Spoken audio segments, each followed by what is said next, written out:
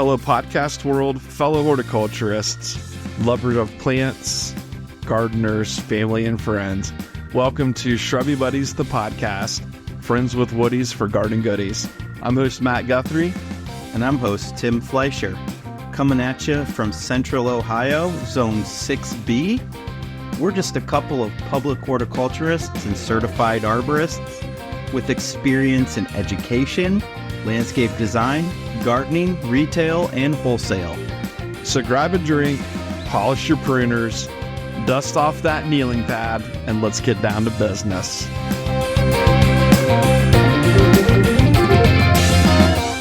Hey, Shrubby Buddies, and welcome to this week's episode of the podcast.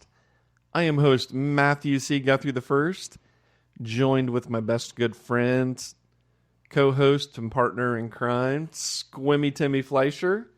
Squimmy Timmy, how are you? I'm good. How are you doing, Uncle Mr. Matt? I'm doing fantastical.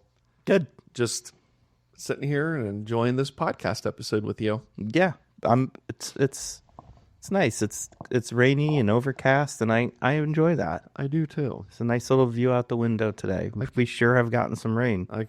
We could do without a little rain. Yeah, I wish maybe a little sunshine. I wish Mother Nature could save this up and like dump it in July here and there. August, September, July. Yeah, for sure.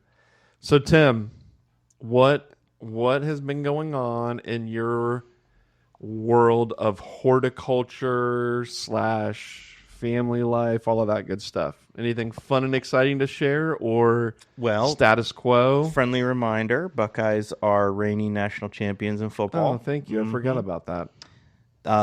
Took the girls to the eye doctor yesterday, and the little one did not behave. Yeah. That was stressful, but I'm here. Here. She's okay. I'm okay. It was a little traumatizing, but that one just, if she doesn't want to do something. She's a real doozy, bub. Yeah, she's a spitfire. Yeah, she is. In the world of horticulture, as you know, we are getting all our annuals organized. We got so many annuals in this and last week, and we are getting them organized and getting them ready to go out. And we've started planting some, and we're doing a big planting tomorrow. So that's just exciting. 'Tis the season. It just signifies a fun time of year. 'Tis the season. 'Tis the season. 'Tis the season. 'Tis the season. Yeah. 'Tis the season. Yeah. There's not a whole lot going on here. Just, working at Dublin, working at the greenhouse, doing some side jobs, putting flooring in at the house. That's about it. Working on the podcast. Working on the railroad all the live long day. That's right. You nailed it on that one, Bob. Thanks. Yeah, in the world of horticulture for me, same thing. 'Tis the season. So we've kind of ramped it up. We've got all of our seasonal staff here now pretty much. Got plants coming in left and right, making trips to the greenhouse to get the odds and ends that we forgot to order or we didn't order enough of. Getting planters done up, getting ready to put bedding annuals out soon.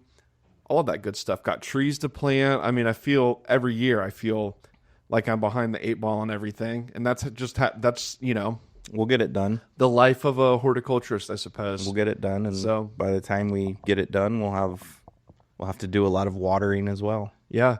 And this rain hasn't helped, it just slows everything down. Right. Yeah. So. And it's making the weeds grow.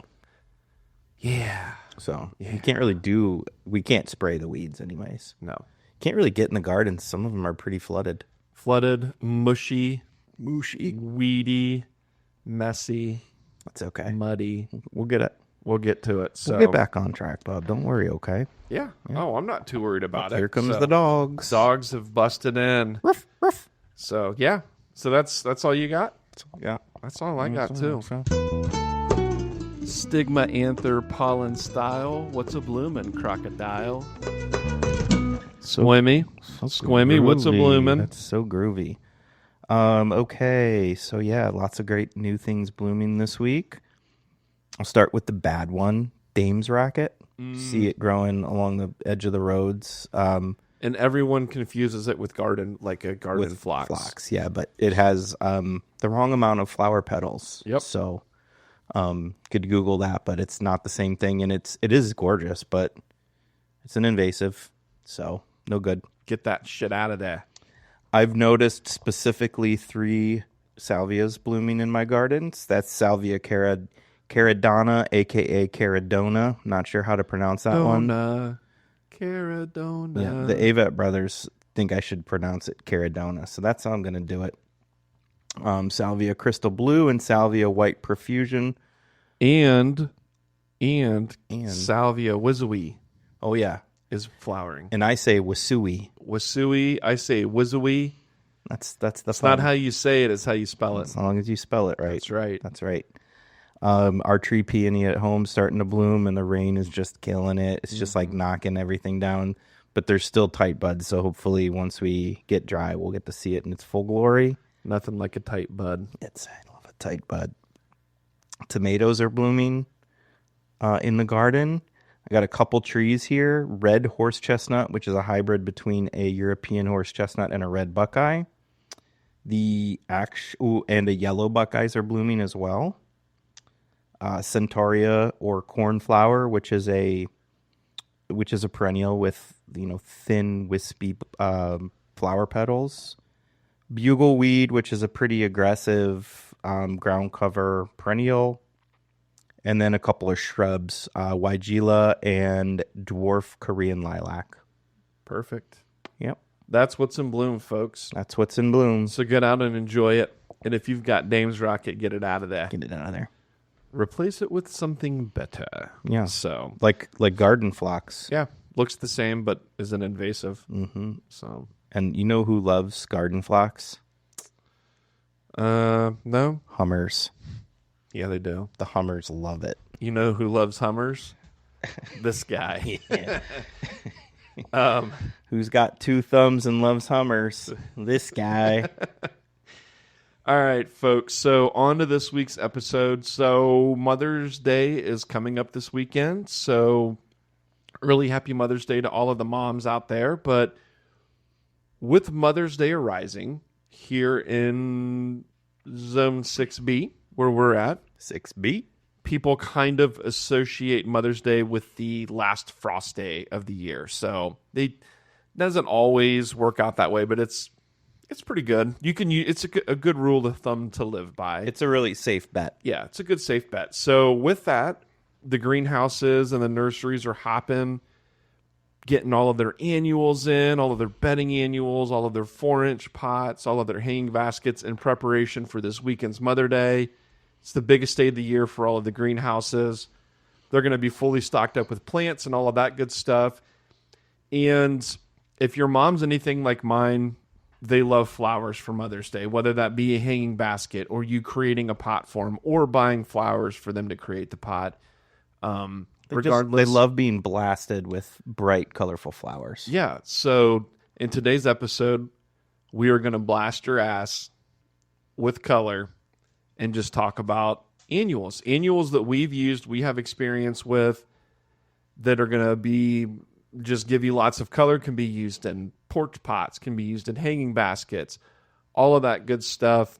So things to think about, when you're getting ready to decorate your house this weekend. Yeah, so what we're going to do is go through all the different colors and talk about our most favorite, most brightest annuals in each color category. Yeah, and this is a list that it's very pared down. We had to cut it way down, or this would have been a multi-part episode. And yeah, we're not talking about annuals that you use for certain nuances in a mixed container. We're just talking about bright ass annuals today. Exactly. So the ones that we love for bright color. Exactly. So cool.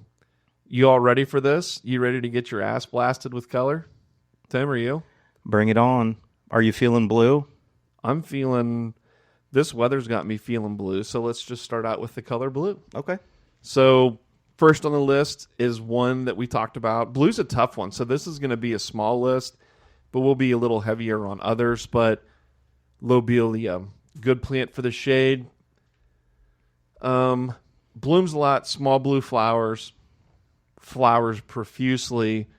So it's not going to be this big, bold, like petunia type flower, but works good as a filler for the pot or for the hanging basket. If you have it in a hanging basket, it'll even kind of like drape itself over a little bit. But yeah, so lobelia is the first one that we've got for blue. Yeah, and lobelia's got a very small footprint with its foliage. It's got real small leaves, so it just gets covered in flowers. So it's just very florific. And like Matt mentioned about blue, it's a tough color to find in nature. Period. It's just a tough one to find. So it's going to be a short list, and some of these might even be just like a little purple, but we're just going to pretend that they're true blue. But next on the list is ageratum, which there's a bunch of different cultivars and sizes of ageratum, but I really like the low-growing ageratums that kind of create almost a ground cover of annuals. And there are these little plants just topped with these furry white, or sorry, there are white ones, but furry blue flowers. And it's a great annual if you want to kind of put designs through the garden. You see what I mean by that? Like you want something to kind of stay in place and create designs through the garden. It does a really good job kind of painting your landscape. Yeah, or is like an edging type plant, something for along the edge of the sidewalk, or if you're putting it in a porch pot of some sort, you would want this to be at the front of the pot. Yeah. Otherwise it's going to get covered up. So and be loved by pollinators. Yeah. Plumbago. I haven't used plumbago quite like you have, so I don't know if you want to touch on this a little bit more. I wanted to put plumbago on the list because out of everything here, it really is the bluest. The flowers are like a sky blue color. They really are blue. It's not a real dark blue, but blue nonetheless, and it's a very kind of spreading, arching, almost trailing, semi-erect. Semi-erect. It's kind of semi. Plant. So these long stems, and at the very ends are these big bunches of light blue flowers, and goes really good with other stuff. Like it just plays off of the other bright colors really nicely. So plumbago. Cool. Plumbago. Yeah. So we have here mention salvias. So the reason for that is because there's so many different salvias that would fit so many different categories here. Purples, reds, blues, oranges, yellows, whites, all of the above. So we just want to mention salvia because there are some good blue ones out there. The names have left me. There's a lot of. There's black and blue. There's black and bloom. Black and there's blue, There's blue suede shoes. There's deep blue ocean. There's tons of blue annual salvias, and the reason why we didn't just pick a specific one is because most of them kind of trend towards purple, anyways. Yeah. Like a softer purple. So, and you'll find too when you go to the nursery and you say, "I want a blue, whatever." Like 9 times out of 10, you're gonna find that the flower is actually more of like a purple or a violet or an indigo, something like that. It's not going to be a true blue. Yeah. It's going to lean more towards the purple side of things. But we can't leave out salvias because they are big, they're bold, they're bright, and they are really striking. They're pollinator magnets. They send up these spikes of flowers, and I think we might have a couple specific ones that we mention as we move through these other colors. So yeah. I'd say that's a wrap on blue. Yeah, let's call that a wrap on blue. Let's move on to purple. First on the list with the purple, Angelonia. So Summer Snapdragon, I think, is another name for them. But look for the Archangel or the Angel Face series. These are going to be your best performers. And there again, some of them are going to have blue in the name, but they're actually going to be a purple flower. And then they do have some that have the name purple. But Angelonia Archangel, the Archangel or Angel Face series, I love them. I use them every year. They are just fantastic. They, even in the heat of the summer when things are dry, these things just like really crank it up and turn it on. And they just bold, tall spikes of flowers. There's some of these series are a little taller than others, but yeah, there's some that are 8-inch, 10-inch, 16, all the way up to a few feet tall. Yeah. So, and then the purples come in different. There's Angelonia purple. There's a dark purple. So there's a few different shades. There's even a multicolored bicolor. flowers. Yeah, bicolor. So Yeah. really utilitarian annual that's tough as nails. Yep. So Cool. yeah. Angelonia, Angel Face, and Archangel. I'm going to skip the next one and go to Royal Rockin' Deep Purple Salvia because we were just talking about the salvias. But if you're looking for a really nice, like, purple salvia, anything in the Rockin' series we found that does really well, but the Rockin' Deep Purple is a great salvia. So, Yeah. Pollinator magnet. Nice. Yeah. I'm going to skip the one that you skipped also. Mm-hmm. And we'll come back to it. I'm going to talk about one of my favorite, which is Persian Shield. I knew you were going to get that one next. I use this all the time. It does better. It appreciates some shade. Doesn't need to be like dense shade, but some shade. It's not going to perform as well in the full beating sun. But this is a plant that has these just striking purple leaves that just get this beautiful silver, kind of purple. metallic, like a metallic purple leaf. And I use it in shade plantings all the time. It pairs well with so many different things. So I love Persian Shield. Had to mention it. Yeah, you might use it like you would use a coleus as like a foliage plant. And like Matt said, I think that if you give it too much of the late day sun, it'll burn the leaves. But some morning sun with some afternoon shade, that's the sweet spot. But it will do really well in full shade too. Yeah. Oh yeah, absolutely. And I've got some last year that, man, I had to keep cutting those things back because they were waist high. Do you remember that? Like I had those paired up with that wasabi coleus, and they were every bit of. I'm 6'3", and they were to my waist. It's funny too because this is one of those plants. If you don't site it correctly, it doesn't grow. Yeah, it looks like shit. But when it's happy, it's real happy. It's a sweet plant. Yeah. So along the same lines, Purple Queen, a.k.a. Purple Heart, a.k.a. Tradescantia. It's got a bunch of names, but it's another foliage plant that gets longer, more strappy-like leaves that are just a really dark, rich purple. Clean as hell, the look on these. Yeah. Like, you never see any brown. Yeah, and it gets a little small purple flower on it, but you're not planting it for that. Right. I leave them, but they're that's not the main attraction with these. These just really create a nice mass of purple, and they like the full sun. And they're nice because they kind of crawl their way through things. You know what I'm saying? Oh yeah. Does that make sense? I know what you're saying. Okay. I know exactly what you're saying. So you have them they're great in a mixed container because, like Matt said, they crawl around and things grow right through them, but then they're such a dark, rich purple, you can still see them. Mm-hmm. So just fantastic. Going back to the one we skipped a little bit here is petunias. And I've had a love-hate relationship with petunias over the years, haven't you? Probably not as much as you, but sure. Yeah. I think it's going back to my days of working at Ohio State, pollinating petunias with shinny and getting sticky arms. Oh, yeah. Because they're so sticky. Oh, yeah. They suck to deal with like that. But... Yeah. And they have come out with so many great cultivars that bloom more reliably, that don't need that shear back, although they do appreciate a shear back once we get into the hot summer. It seems like the wrong thing to do, but you give petunias a shear and they just come out blazing. Yeah. But the purple ones we have on our list are Royal Velvet, which is just a true dark purple bloom. Bold, real dark plum purple.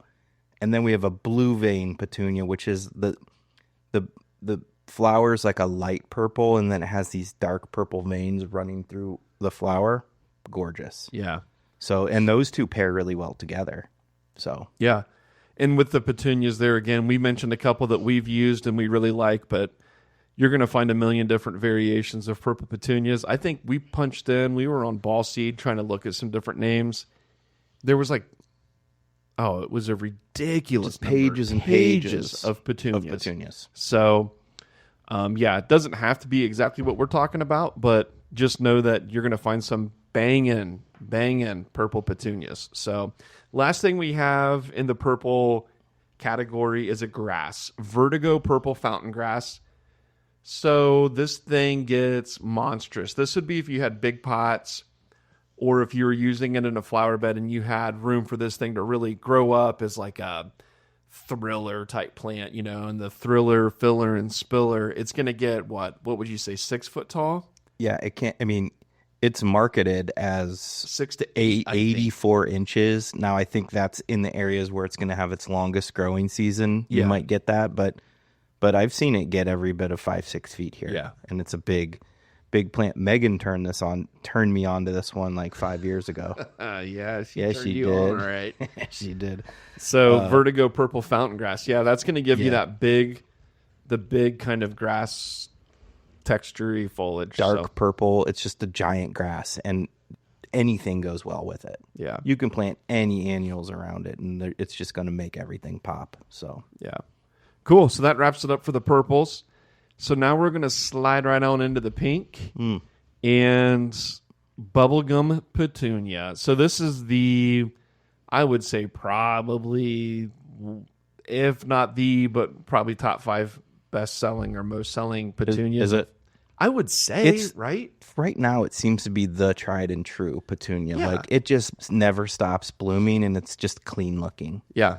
And it's like a cross between a bright pink and a soft pink. It's just a really lovely pink. The color of like old school bubblicious bubblegum or whatever. I wonder if that's why they named it that, I'm Matthew. Sure it has to be, right? Absolutely. So bubblegum petunia, I believe it's a supertunia. So it's going to mound up some, and also it's going to grow horizontally. What's nice about the supertunias is there's not as much deadheading. Those flowers dry out really, really, really nice, and then the wind will just kind of take them away. And I've found with the bubble gum, it's covered in flowers. Oh yeah. When it's peaking, you can't see any of its foliage. Yeah. So, and that's what I want with petunias, because when petunias aren't full of blooms, they look like shit. Yeah. They do. They just do. Yeah, Bob was talking the other day about one of the hanging baskets that we grow, and it's got bubblegum petunia in it, and he was talking about how I can't remember who, somebody had used it last year, and he said it looked like in front of the building, someone had just puked up pink everywhere. It was just like they did a few extra sips of Pepto and just vomited everywhere. The Pepto up. Oh, that's charming. Yeah. What do we got next? Next on the list is Sunrise Rose Lantana, and Lantana's on our list because it's brighter than shit. It is like amazingly bright and also tough as nails. Lantana. It's like Angelonia in that category, where just do less, water it less, and it'll do better. As soon as the heat of the summer comes on, it really starts to grow. I will say I know people that have gotten discouraged with Lantana because they put it in now, and it's like even by mid-June, it's like, this is just not looking all that great, but they don't touch it. And then by like July 4th, middle of July, when we're starting to get into those like 90-degree days, and it's outgrowing dry, everything. And they're like, holy cow, this thing is just like cranked it on. So, yeah. So Sunrise Rose Lantana. You can't go wrong with lantanas, period. They come in most every color you're looking for, all the warm colors, some of the cool colors. But we like the Sunrise Rose because it's really bright, and it's one of the multicolored ones, so it's got pink and orange and yellow all in the same flower. But if I just look at it generally, I'm calling it a pink. Pink, yeah. So, and I like to listen to Carlos Santana while I plant my lantana. I don't know about you. I was trying to think of something that rhymed with Santana. Yeah, I do. Okay, I do that. I'm not the only one then. Yeah, huh? just Salvia Rockin'. Move on. Salvia Rockin' Fuchsia. Here again, we're back on the salvias.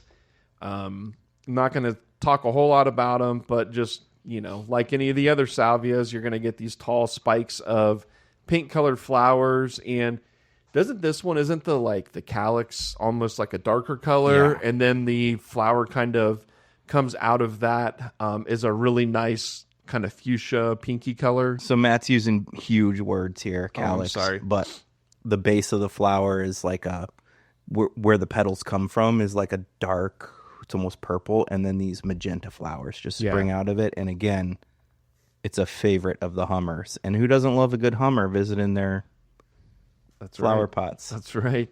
So this is another one that Megan turned me on to some years ago. And Salvia Rockin' Fuchsia. Rockin' Fuchsia. Yeah. Mm-hmm. So love it. Megan, thank you for turning him on. Thank you. To the flowers. Thank you. Next on the list, Gomphrena Fireworks or Truffula Pink. I don't know that I know a difference between the two cultivars. It just might be a different seed company or something that could be that comes up with the two. But Gomphrena is really fun because it sends out these long stalks with these tiny little balls, but it sends out so many of these balls that it's just bright, just covers things. And the way I know you like to use it and I like to use it is we plant it kind of in and amongst other annuals, and it pops through the foliage. So you don't even see the foliage of the Gomphrena, really. All you see are the spikes of pink balls tickling above everything. Yeah, and it's fantastic. And if you look at them up close, the flowers, they do look like little fireworks because they're bright pink with little yellow tips on them. And I first noticed this at Duke Gardens, like in North Carolina, Duke University's gardens. I didn't first notice Gomphrena there, but I noticed them using it popping through coleus. And I thought it was really smart. So now I've done that quite a bit since then. So, yeah. You want to get this next one here? Yeah, absolutely. I know you've used it. I haven't used this one as much. So, the Brazilian Red Hots Alternathera. Yeah.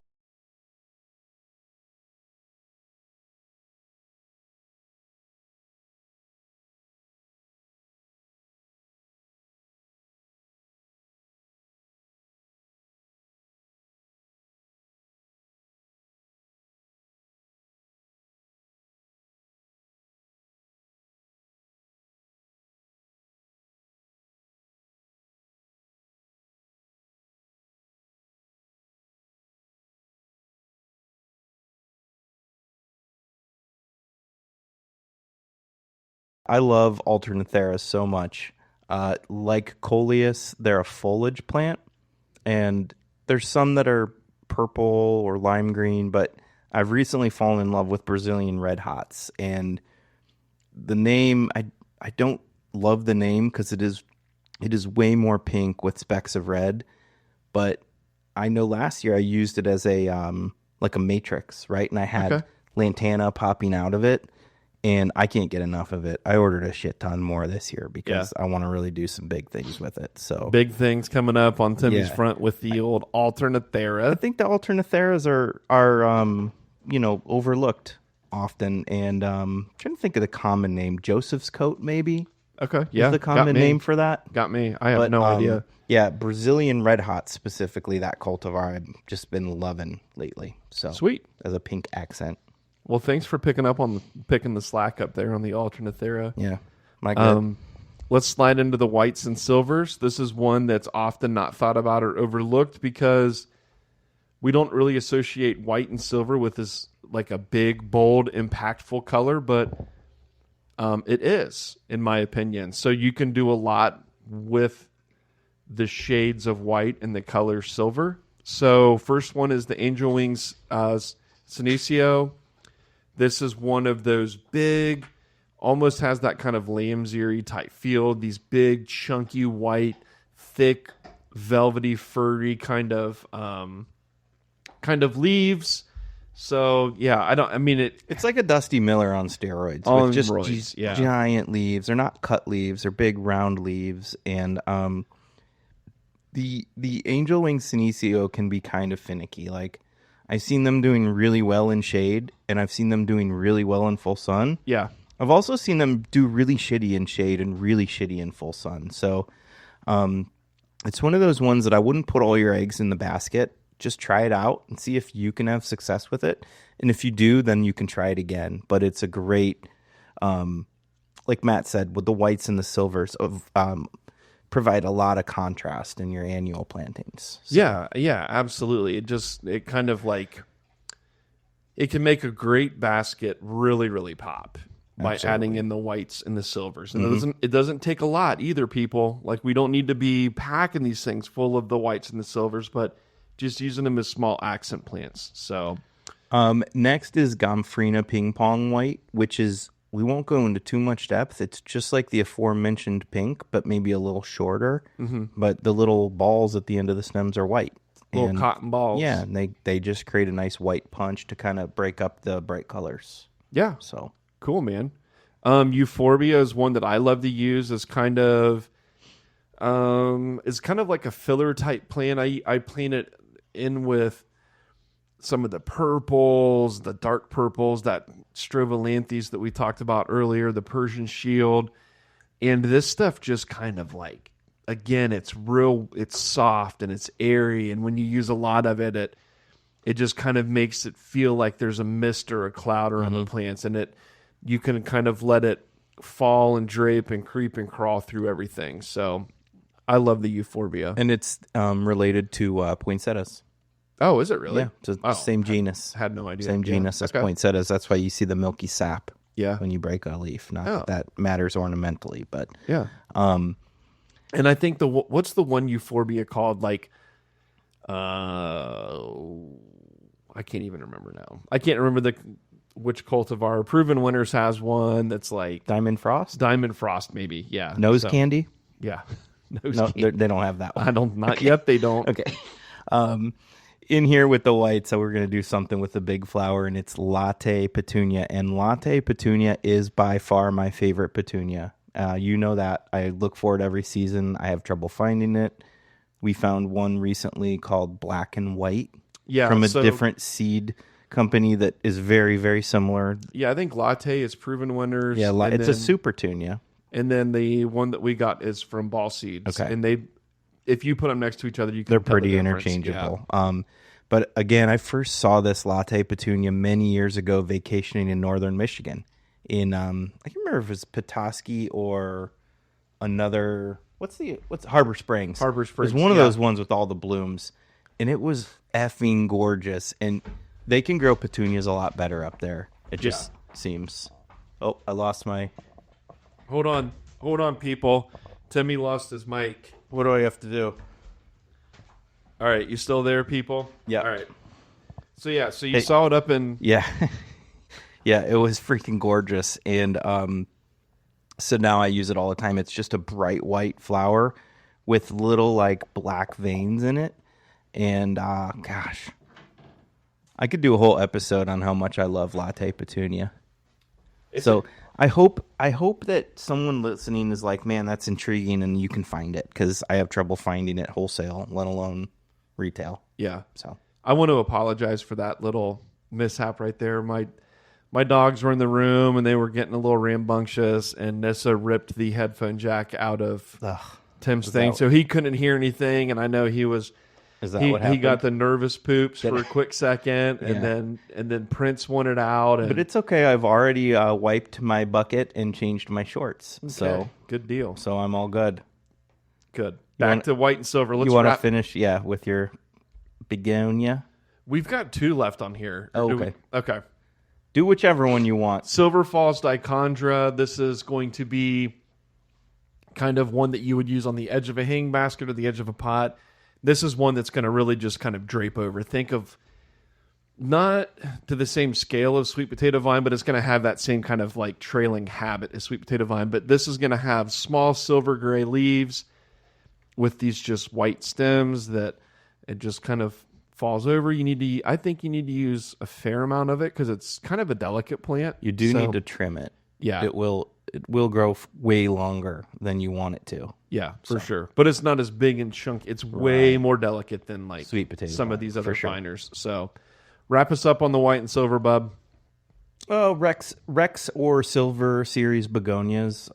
There's a whole lot of different cultivars, but these begonias are cool because they have these big chunky leaves, and some of them are just like straight up silver. Like they just look like that's not a leaf. That's just like a piece of metal. Like it was dipped into a puddle almost like a mirror. Molten silver. Yeah, so cool. So if you're looking for some accents in the shade, you can't go wrong with pretty much any begonias. But if you're looking for some of that, more on the foliage side, we're not worried about the flowers on these things. These begonias, this is all about the silver leaves. Yeah, really in any of this white and silver stuff. I mean, aside from the gomphrena and the latte petunia we talked about, it's not like this big bold flower thing. So yeah. All right, so we're skirting away from the cool colored stuff, and we're going to dive into the warm colors now. We're going to start with the red. Mm-hmm. One of my favorite red annuals is Dragon Wing Red Begonia. I use these things all the time. I use them in the ground. I use them in pots. I use them in hanging baskets. But just this really kind of big, green, shiny foliage with these big, red, bold flowers. These things will like drape over the side of a pot or the side of a hanging basket. They do well in the shade. Just quick growers. Just a big, bold annual for the shade. And I blanked on if you mentioned this or not, but there's different colors of dragon wings. Oh yeah, there are. Yeah, so we just picked red because dragon wing red's a popular one, but there's shades of pink, there's shades of yellow, there's different colored foliage dragon wing begonias. You know, so you can get all these different colors. And along the lines of begonias, I want to hit on coleus. And I just had an epiphany. What's that? About you and I and coleus. Because I handle all the annual ordering at work, and Matt orders, most of the time, he uses the multicolored coleus leaves. Use the coleus that has different colors on the leaves. Yeah? You do. You use the ones that have like chartreuse and purple and pink all on the same leaf. And I tend to use solid colors. And I think it's because a lot of the stuff I do, not all of it, but a lot of it is drive-by stuff, and you need that big bold color, and no one's noticing that it's a tricolor leaf, whereas you do a lot of these building entrances and stuff, and it's people walking in and stopping and looking. I just had that epiphany. Last year I just used the Coleus wasabi a lot, which is just the chartreuse green. You did, but this year you ordered that goofy one that I couldn't find. Yeah, but I did also order the solid burgundy, that New Ligneur. But like, well, guess what? I've never ordered a multicolored one, and I'm proud of it. All right, congratulations! You want an effing cookie? No, just an A+. Well, A+ to you, bub. So for never buying a multicolored Coleus. So I have Coleus Redhead and Ridiculous, not like ridiculous, but Ridiculous, and they're just two really solid, big red leaf Coleuses. Colei plural, perhaps. Sure, we're gonna roll with that. Coleus is great. It's great in the sun. It can take a little shade. Some of them will take more shade than others, but basically they'll do fine in sun or shade, but you lose some of the color intensity. So if you want these to be like the true reds, then more sun the better. Yeah. So cool. Stock geranium. I know, like, this is super generic, but come on.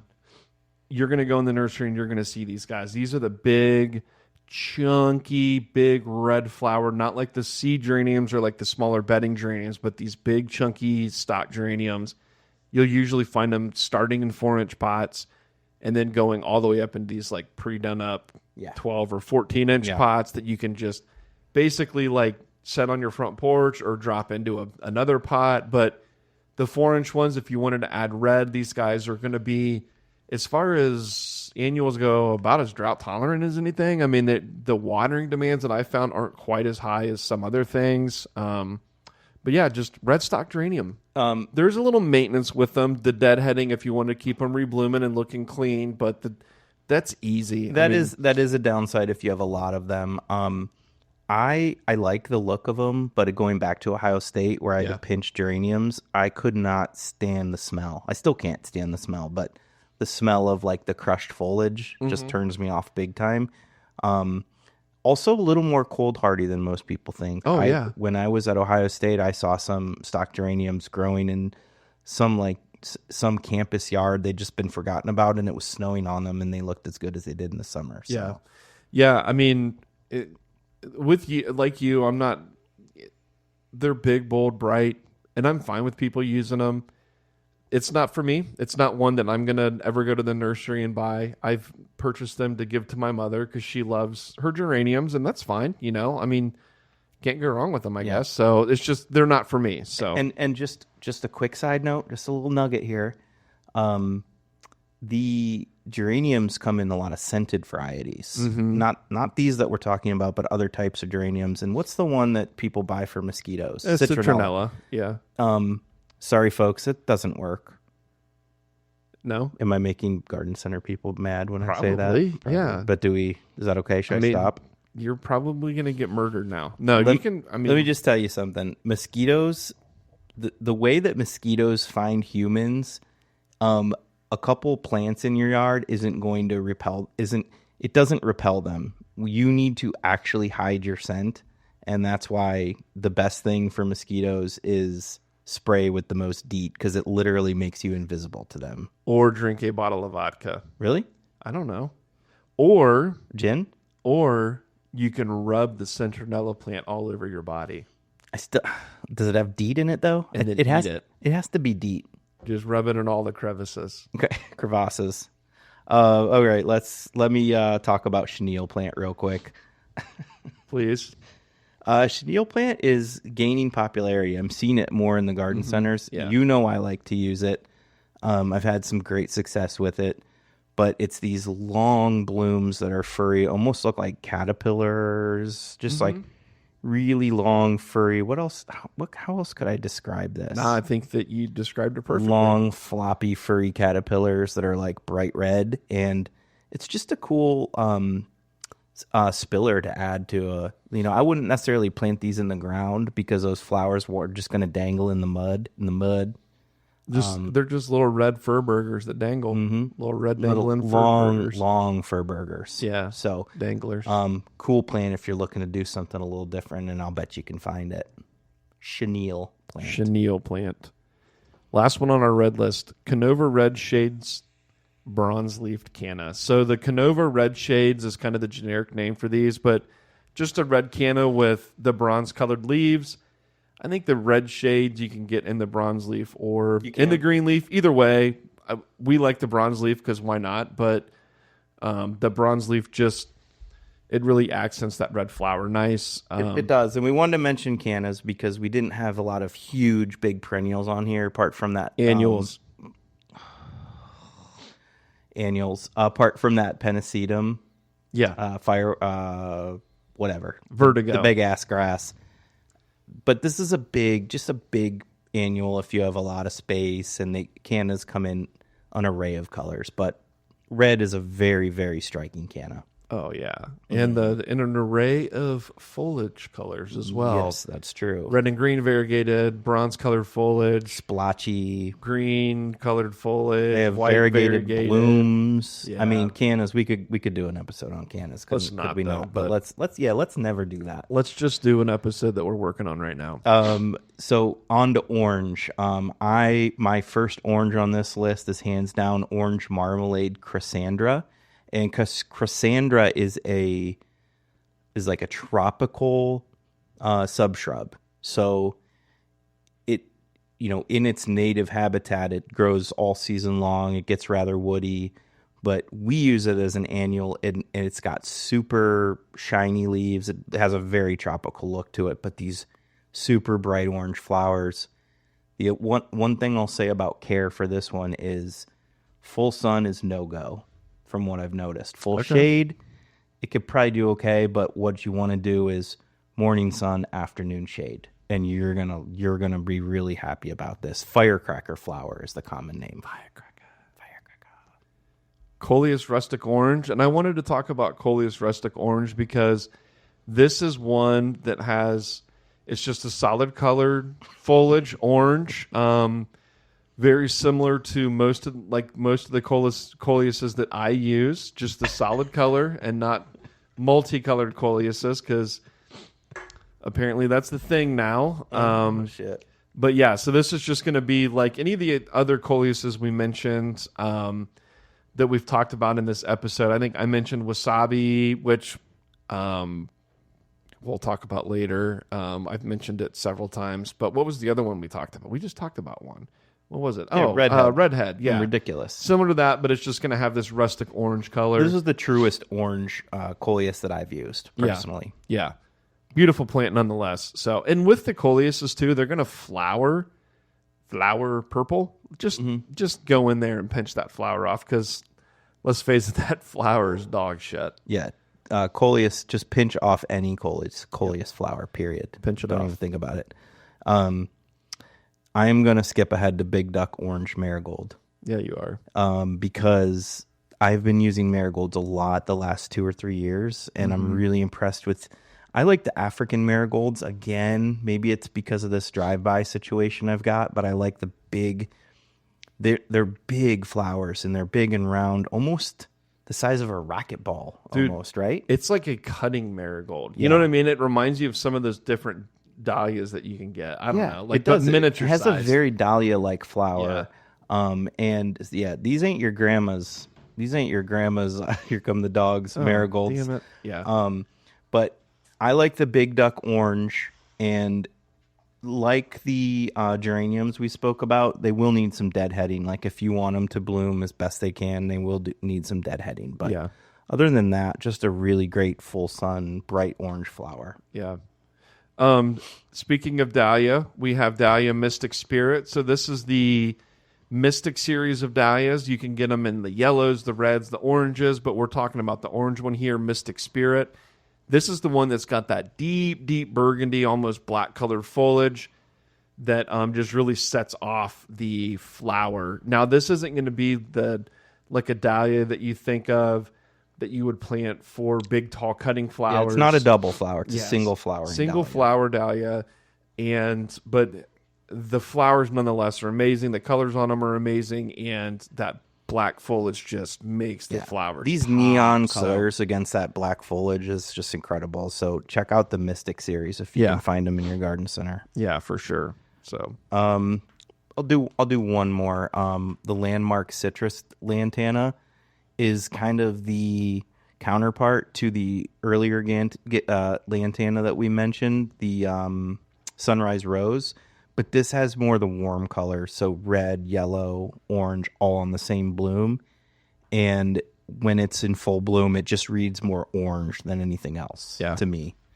Cool. Once you mix the red and the yellow. So yeah, I love them. I love the Landmark Citrus Lantana. yeah, and we talked a lot about lantana, so we don't need to go into all the characteristics. But no, yeah, great annual. I almost said perennial there. I almost pulled a Tim. Yeah, you did. You almost started using plain colored leaf coleus. God. Who would do that, right? Okay, and last but not least, we're going to hit on yellow flowers. So first on the list, I've mentioned it a couple of times now, Lime Thyme or Wasabi Coleus. Very similar plants. One's got more of a scalloped edge on the leaf than the other does, but these are just going to be that, like, in the sun, they're going to be more yellow. In the shade, they're going to be more chartreusey, but just a nice yellow, bright, really brighten up an area coleus. And again, one single color, they're going to get big. So yeah. And the other thing too is, like, you can let these coleus or colei, you can let them get tall. What I've noticed though is if you do pinch them off to keep them shorter in height, then they do get bushier, so they'll grow more outward. So they do. Just they something grow so quick. If you cut them back, Oh. they'll recover so fast. So Don't fast. be scared. Yeah. Just cut at nodes. Cut right above nodes. Yep. Please. I will mention two at the same time because they are counterparts to the orange, but that's Dahlia Mystic Illusion, which is the yellow counterpart to the Dahlia Mystic Spirit that we just mentioned. It's the one we've been using the longest. It seems to be the easiest to find.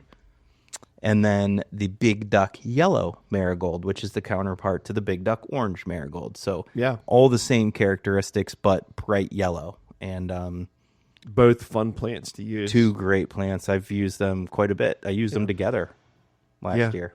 Those two work well together. Cool. So.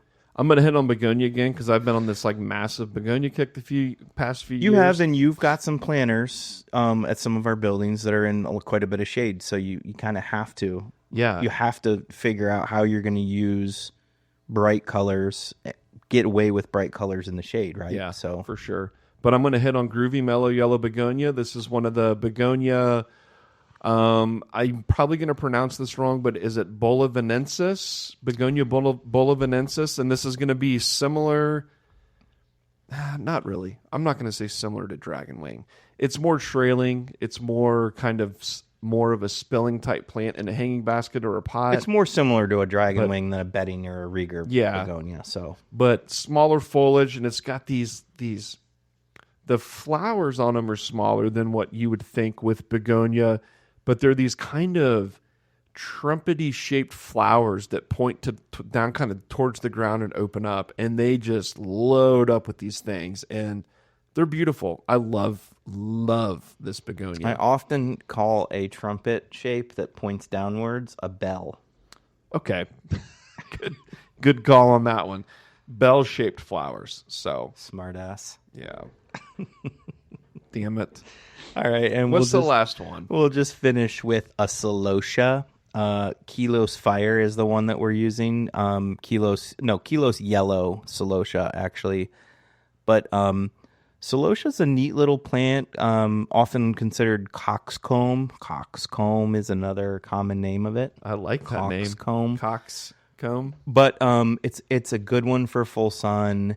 Really fuzzy, furry flowers that never stop blooming. And what the bonus with the celosia is that they do really well in the cooler weather. So it's a great fall addition to your fall annual planting. Yeah. So, and they come in a lot of a lot of fall colors. And they're pretty red. Yeah, yellows. Some of them are pretty wild looking. Yeah, there's some that look like brains and like coral, pieces of coral. Exactly. But this Kilos Yellow that we're talking about is like these big spikes, like flames, like bright yellow flames. Yeah. So pretty cool stuff. Cool, man. Yeah. That's a good list of annuals. Cool, man. Yeah, you've got a lot of options, listeners, if you really want to brighten up those displays. We gave you some shade annuals. We gave you tons of full sun. We gave you some thrillers, fillers, and spillers, if you will. We gave you some tall stuff, some short stuff. This list is more than enough to create some really delicious annual displays for 2025. So with Mother's Day this coming weekend, skip going to all of the garden centers if you're in Central Ohio, like around Columbus and Dublin and all of that, and come on out to Dutch Mill Greenhouse in Marysville, Ohio. Nah, I only tease. No, that's perfectly fine to say. Okay, well, I mean, I work there, and we are all stocked up with some amazing looking stuff, as is most of the greenhouses and nurseries probably in the area where you're listening. So get creative, go out, have fun, go to the garden center. I heard real quick before we sign off on this episode, I heard there was a younger couple walking into the greenhouse the other day, and they had 2 young children with them. I'm not good at like gauging ages or whatever, but I would guess them to be like maybe 4, 5, or 6-year-olds. And this couple was like, I would guess in their early 20s. And the dad, as he's walking into the greenhouse, his dad looked down to his daughter and was like, all right, sweetie. He's like, well, we're at the greenhouse now, and I'm really excited for you to get to experience this. He's like, because greenhouses are one of the most welcoming places on earth for everybody, regardless of age or anything. You're going to make me cry. And I was just like, that's so nice. I thought you were going to say something bad about them. No, like he's teaching his kid. He said that the greenhouses are the most welcoming place on earth. So yeah, with that, support your local greenhouse. Yeah. Your local garden center, you know? Yeah, don't go to Home Lowe's. Depot and Lowe's and Menards and whatever Kroger or big box store you go to. Just go to your local garden center. You're going to get better quality plants. You're going to get better customer service. And the people that will be helping you know what the hell they're talking about. Exactly. So cool, people. Well, happy Mother's Day to all of the moms out there. That kind of wraps it up for this episode. It was a long one, but it was fun nonetheless. We enjoyed it. Unless you need like screws too. No. Then you can go to your local Ace Hardware. Yeah, you can go to your locally owned. You can go to your locally owned Ace Hardware, and if they have a garden center, check it out. So okay, cool. All right, well, that does it for us this week. I am Matthew C. Guthrie the First, and I'm Tim Fleischer, and AKA Squimmy Timmy. Blast your mother with color. That's right. All right, peeps. Love you harder +2. Bye bye. Bye bye now.